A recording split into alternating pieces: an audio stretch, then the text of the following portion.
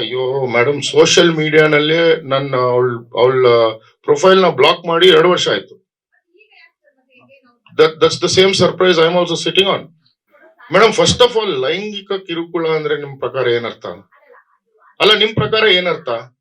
It is so said it is sexual harassment ಅಂತ ಅಲ್ವಾ? 2 ವರ್ಷದಿಂದ ನನ್ಗೆ ಅವ್ರಿಗೂ ಸಂಬಂಧ ಇಲ್ಲ ಅಂದ್ರೆ ಸೆಕ್ಷುಯಲ್ ಹರಾಸ್ಮೆಂಟ್ ಎಲ್ಲಿಂದ ಬರ್ತದೆ ಮೇಡಮ್?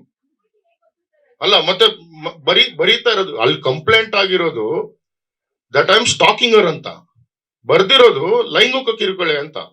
ಸರ್, ಇದು ಆಕ್ಚುಲಿ 2017 ಕತೆ. 2017ರಲ್ಲಿ ಒಂದು ಕಾಮನ್ ಫ್ರೆಂಡ್ ಮುಖಾಂತರ ಈ ಹುಡುಗಿ ನನ್ನ ಮನೆಗೆ ಬರ್ತಾರೆ. ಮನೆಗೆ ಬಂದು ಅವತ್ತಿನ ದಿನ ಅವ್ರಿಗೇನೋ ಕಷ್ಟ ಇತ್ತಂತೆ. ಸೊ ಇರೋದಕ್ಕೆ ಮನೆ ಇಲ್ಲ ಅಂತ ನನ್ನ ಹತ್ರ ಬರ್ತಾರೆ. ಸೊ ಆವತ್ತಿನ ದಿನ ನನ್ನ ಕ್ಲೋಸ್ ಫ್ಯಾಮಿಲಿ ಫ್ರೆಂಡ್ ಅವ್ರದ್ದು ಕಬ್ಬನ್ ಪಾರ್ಕ್ ಹತ್ರ ಒಂದು ಮನೆನ ಅವ್ರಿಗೆ ರೆಂಟ್ಗೆ ಅಂತ ಮಾಡಿಸ್ಕೊಡ್ತೀನಿ. ಆನಂತರ ನನಗೆ ಅವ್ರ ಕಾಂಟ್ಯಾಕ್ಟ್ ಅಲ್ಲಿ ಇರಲ್ಲ. 2023 ಮಾರ್ಚ್ 28 ನಮ್ದು south Asia advocates cricket tournament ಅಂತ ಒಂದು ಕ್ರಿಕೆಟ್ ಟೂರ್ನಮೆಂಟ್ ನಡೀತದೆ ಶ್ರೀಲಂಕಾನಲ್ಲಿ ಈ ಸತಿ 2023 ಅಲ್ಲಿ. ಸೊ 2023 ಅಲ್ಲಿ ಆ ಟೂರ್ನಮೆಂಟ್ಗೆ ಇವರು ಓಪನಿಂಗ್ ಸೆರೆಮನಿಗೆ ಪರ್ಫಾರ್ಮ್ ಮಾಡಕ್ಕೆ ಅಂತ ಬರ್ತಾರೆ. ಇವ್ರ ಜೊತೆ ಇನ್ನೊಂದು 2-3 ಜನ ಆಕ್ಟ್ರೆಸಸ್ ಬರ್ತಾರೆ.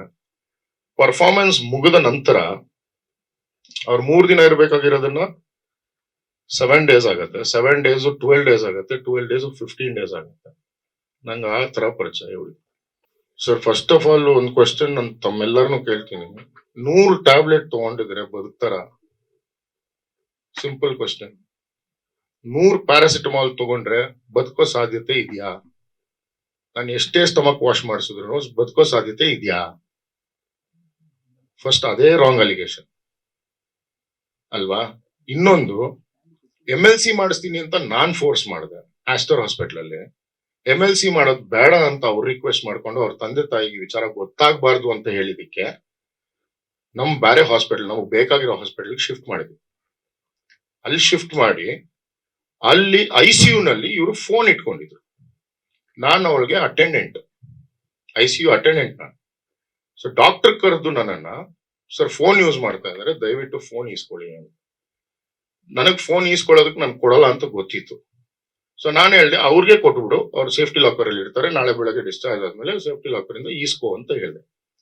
ಕೊಡಲ್ಲ ಅಂದಾಗ ಹಿಂಗ್ ಕಿತ್ಕೊಂಡಾಗ ಕ್ಯಾನೆಲ ಸ್ವಲ್ಪ ಓಪನ್ ಆಯ್ತು.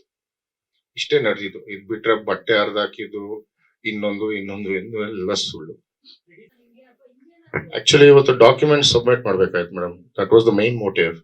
ಬಟ್ ಅನ್ಫಾರ್ಚುನೇಟ್ಲಿ ನನ್ನ ಪೊಲೀಸ್ ಡಿಪಾರ್ಟ್ಮೆಂಟ್ ಎಲ್ಲ ಡಾಕ್ಯುಮೆಂಟ್ಸ್ ಇದೆ madam, everything from top to bottom, including statements, car documents, bills, whatever you want, everything is there. Land documents ಎಲ್ಲ ಇದೆ. ತುಂಬಾ ದಪ್ಪ ಇದ್ದೀರಾ, ಅದರಲ್ಲೂ ಯಾವುದೇ ಸೈಡ್ ಎಫೆಕ್ಟ್ ಇಂದ ಸಣ್ಣ ಆಗ್ಬೇಕಾ?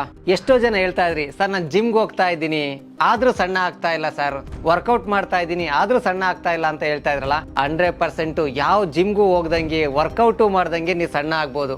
ಪ್ರತಿದಿನ ಬೆಳಿಗ್ಗೆ ಸಂಜೆ 2 ಟೈಮ್ ನಮ್ಮ ಜೀನಿ ಸ್ಲಿಮ್ನ ಯೂಸ್ ಮಾಡಿ ಯಾವುದೇ ಸೈಡ್ ಎಫೆಕ್ಟ್ ಇಲ್ದಂಗೆ ನೀವು ಸಣ್ಣ ಆಗ್ತೀರಾ. ಯಾಕೆಂದ್ರೆ ಜೀನಿ ಸ್ಲಿಮ್ಮು ಒಂದು ಉತ್ತಮ ಆಹಾರ. ನಿಮಗೆ ಮಾಧ್ಯಮದಲ್ಲಿ ಕೆಲಸ ಮಾಡುವ ಆಸಕ್ತಿ ಇದೆಯಾ? ಹಾಗಾದ್ರೆ ಕರ್ನಾಟಕ ಟಿವಿ ಡಿಜಿಟಲ್ ಮೀಡಿಯಾದಲ್ಲಿದೆ ನಿಮಗೆ ಒಳ್ಳೆಯ ಅವಕಾಶ.